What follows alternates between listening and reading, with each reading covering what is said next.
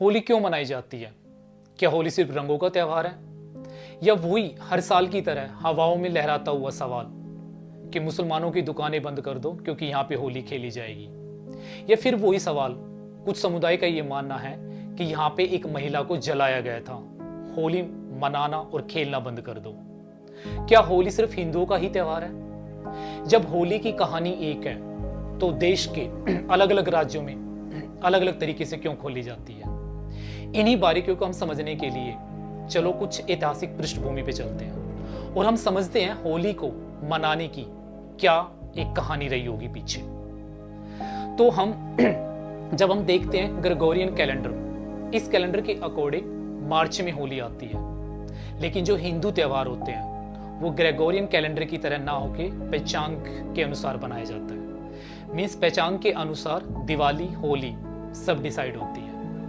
तो अगर हम ऐतिहासिक पृष्ठभूमि को देखें तो दक्षिण भारत के विजयनगर के हम्पी शहर में कुछ रंगों से आकृति और कलाकृति बनी हुई है और बसंत ऋतु का जिक्र है। तो हम कह सकते हैं कि वहां पे होली का एसेंस है।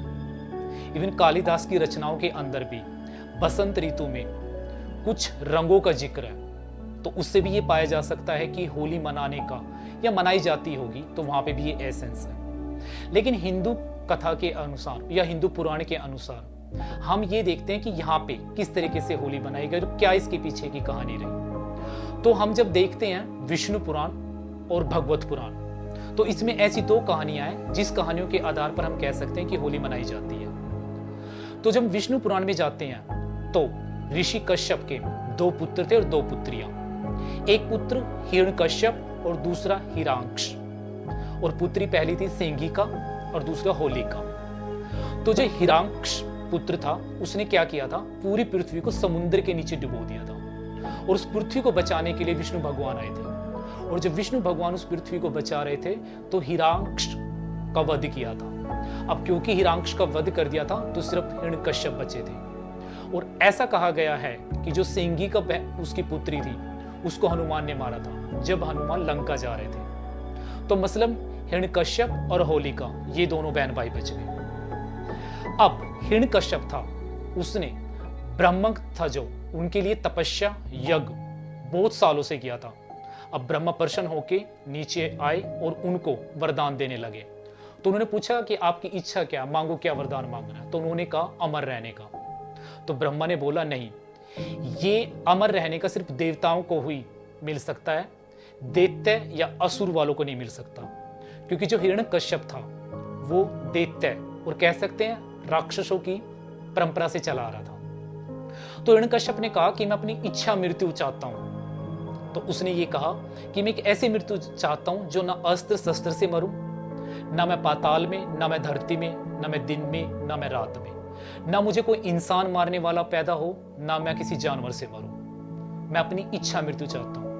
और ब्रह्मा ने इस पे कहा तथास्तु। अब क्योंकि वो अपने आप को अमर समझने लग गया था और उसके अंदर इतना अहंकार आ गया था कि वो प्रजा से ये कहता था कि विष्णु की पूजा न की जाए, मेरी पूजा की जाए।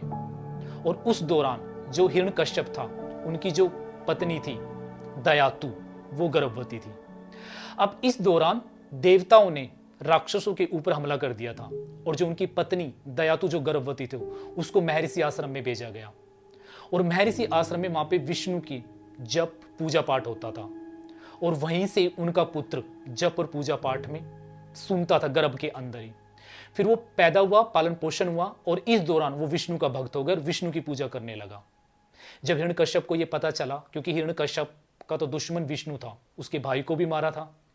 अब हिरण्यकश्यप को ये बात मंजूर नहीं हुई और उसने प्रहलाद को बोला कि विष्णु की पूजा नहीं करोगे।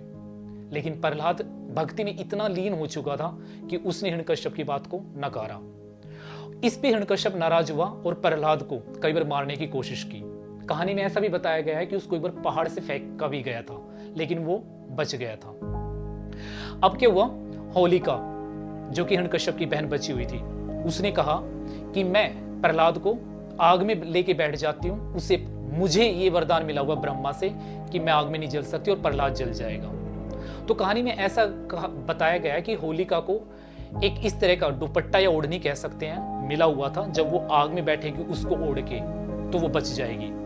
दूसरी तरफ में कहानी में ये भी बताया गया है कि होलिका को ये कहा गया था कि सत्पुरुष के ऊपर आप उस आग का मिसयूज नहीं कर सकते। मतलब अगर आपने किसी और को जलाने के लिए उसका मिसयूज किया तो श्राप बन जाएगा। तो होलिका इस तरीके से प्रहलाद को लेके आग में बैठी और क्या हुआ, होलिका जल गई और प्रहलाद बच गया। अब जब विष्णु के भक्तों ने ये देखा कि प्रहलाद बच गया तो उन्होंने वहां पे विजय की घोषणा की और उन्होंने कहा अहंकार और नकारात्मक एनर्जी और जो नकारात्मक राजनीति थी उसका दहन हो गया। अब जब हिरण्यकश्यप को पता चला कि प्रहलाद जिंदा और होलिका जल चुकी है तो उसने क्या किया, प्रहलाद को एक खंबे से बांध दिया और खंबे से बांध के ये कहा कि तुम विष्णु की पूजा छोड़ दो। तो इस पे प्रहलाद ने ये कहा कि मैं विष्णु की पूजा नहीं छोड़ सकता क्योंकि विष्णु कण कण में है, यहां तक कि इस खंबे में भी है। अब हिरण्यकश्यप को गुस्सा आया और उस खंबे को तोड़ दिया और जला दिया। जैसे उस खंबे को तोड़ा उसमें से नरसिंह राजा आए या नरसिंह भगवान। अब नरसिंह भगवान एक ऐसा रूप थे, ना तो पूरी तरह से मनुष्य थे ना पूरी तरह से जानवर थे। मतलब निचला जो हिस्सा था वो मनुष्य का था, जो ऊपरी हिस्सा था वो जानवर का था, शेर का। अब उनके जो हाथ थे वो पंजे थे, एक हाथ नहीं था। अब वो हिरण्यकश्यप को मारेगा। अब वो किस तरीके से मारा, उसने ना तो अंदर मारा ना बाहर, उसने चौखट पे मारा।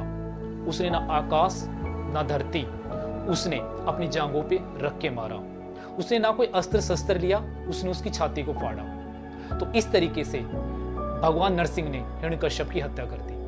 और ऐसा कहा गया, फिर दूसरे दिन लोगों ने, विष्णु के जो मानने वाले लोग थे, उन्होंने उस विजय को बताया और पॉजिटिव एनर्जी को बताया और इस तरीके से वो जीत का जश्न मनाने लगे। और वो जीत का जश्न रंगों से एक दूसरे को रंग लगाकर उस जीत का जश्न मनाया। तो ऐसा कहा जाता है विष्णु पुराण के अनुसार कि तब से होली मनाने जाने लगे। दूसरा पुराण जो भगवत पुराण है उसमें ऐसे की कहानी बताई गई है कि श्री कृष्ण ने एक दिन यशोदा से पूछा कि माँ राधा गोरी और मैं काला क्यों। तो अब यशोदा इतने छोटे बच्चे को किस तरीके के क्या जवाब देती। तो उन्होंने कहा कि बाहर गहरवा रंग रखा हुआ है, जाके राधा को लगा दो, अपने रंग में रंग लो, एक जैसे रंग के हो जाओगे। और कृष्ण ने ऐसा ही किया। अब उन दोनों का रंग एक जैसा हो गया था। ऐसा कहा जाता है कि वहां से रंगों की होली खेलना शुरू हुई। अब इस तरीके से होली मनाने का त्योहार स्टार्ट हुआ। बट इसके पीछे एक साइंटिफिक रीजन क्या रहा। ऐसा माना जाता है कि जो पिछले सर्दियों का सीजन था उसमें जो त्वचा के रोग हो जाते हैं, जैसे कि एलर्जी हो जाती है, और सर्दियों के अंदर जो स्किन होती है उसके जो छिद्र होते हैं वो ओपन हो जाते हैं। तो जो ये रंग होते हैं, जो फूल होते थे, ओरिजिनल फूल लाइक पलाश, चंदन, एलोवेरा, जो इस तरीके के फूल होते थे उनको पानी में डुबोया जाता था और उस रंगीन पानी को एक दूसरे के ऊपर फेंका जाता था। और वो जो रंगीन पानी था जब वो स्किन के छिद्र के अंदर जाते थे तो जो बॉडी के अंदर नेचुरल इम्यूनिटी थी वो स्ट्रांग होती थी। इवन रसायन शास्त्रों का ये मानना है कि जब स्किन कैंसर हो जाता है तो इसी कलर रिलेटेबल कीमोथेरेपी की जाती है। तो मीन्स ऐसा कहा जाता है कि इसका साइंटिफिक रीजन ये भी माना जाता है। अब सवाल ये उठता है कि देश में जब कहानी एक है तो इसके पीछे बनाने के अलग अलग तरीके क्यों हैं। जैसे कि राजस्थान के अंदर एक रेंगू नृत्य होता है और वहां पे लोक नृत्य के साथ वो नृत्य किया जाता है। झारखंड की सबसे अनोखी होली मनाई जाती है, वो नेचर से जुड़ के बनाते हैं, मतलब कि नेचर की पूजा करते हैं और वहां पे लोक नृत्य करते हैं। जैसे कि पंजाब के अंदर होली ना बोलकर होला मोहल्ला बोला जाता है, वहां पे मार्शल आर्ट और तलवारों की प्रदर्शनी की जाती है। पश्चिमी बंगाल या ओडिशा के अंदर वहां पे ढोल यात्रा निकाली जाती है, कृष्ण और राधा की मूर्ति रखकर वहां पे गाना बजाना, संगीत और लोक नृत्य का आगमन किया जाता है। उत्तर प्रदेश के अंदर जो मथुरा और वृंदावन है वहां पे फूलों से होली खेली जाती है। और जो नंदगांव है, इस तरह के गांव में जो है वहां पे लठमार होली खेली जाती है। हरियाणा की होली सबसे अनोखी होली क्यों मानी जाती है, क्योंकि हरियाणा के जो कल्चर है यहाँ पे देवर भाभी का कल्चर आया जाता है और इस रिश्ते को एक सामाजिक पहचान मिली है।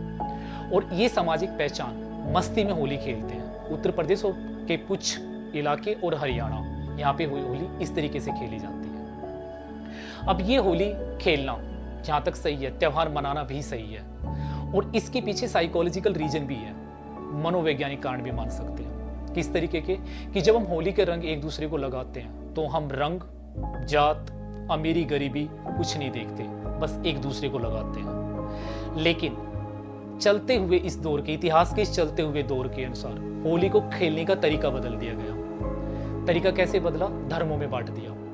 क्योंकि मुस्लिम इस त्योहार को नहीं खेलते, वो रंगों से खेलना उनके उस ये त्योहार को नहीं मानना जाता है। इसी तरीके से ईसाइयों में भी इस त्योहार को नहीं खेला जाता। अब ये धार्मिक राजनीति सामने आ जाती है कि इसी देश में रहने वाले हैं और जब त्योहार आ रहा है तो खेला क्यों नहीं जाता। लेकिन इसी देश के अंदर अलग अलग परंपराओं को मानने और मनाने का आज़ादी मिली हुई है। तो होली का जो रूप और जो रंग रूप खेलने का बिगड़ा हुआ है वक्त के साथ, उसको सुधारने की जरूरत है। क्योंकि एक बहुत प्यारा त्योहार है, ये नेगेटिविटी को जलाने का त्योहार है, मन मिटाव को जलाने का त्योहार है, ये आपस में प्रेम से रहने का और जो पुरानी नेगेटिविटी है उनको जलाने का है। जैसे कि जब नई ऋतु का शुरुआत होती है तो हम होली में जो सबसे पहले जो नई फसल आती है, गेहूं की बालियां, जौ की बालियां, मीन्स एक तरफ से भोग चढ़ाते हैं और उसकी परिक्रमा करते हैं। और ऐसा कहा जाता है कि जो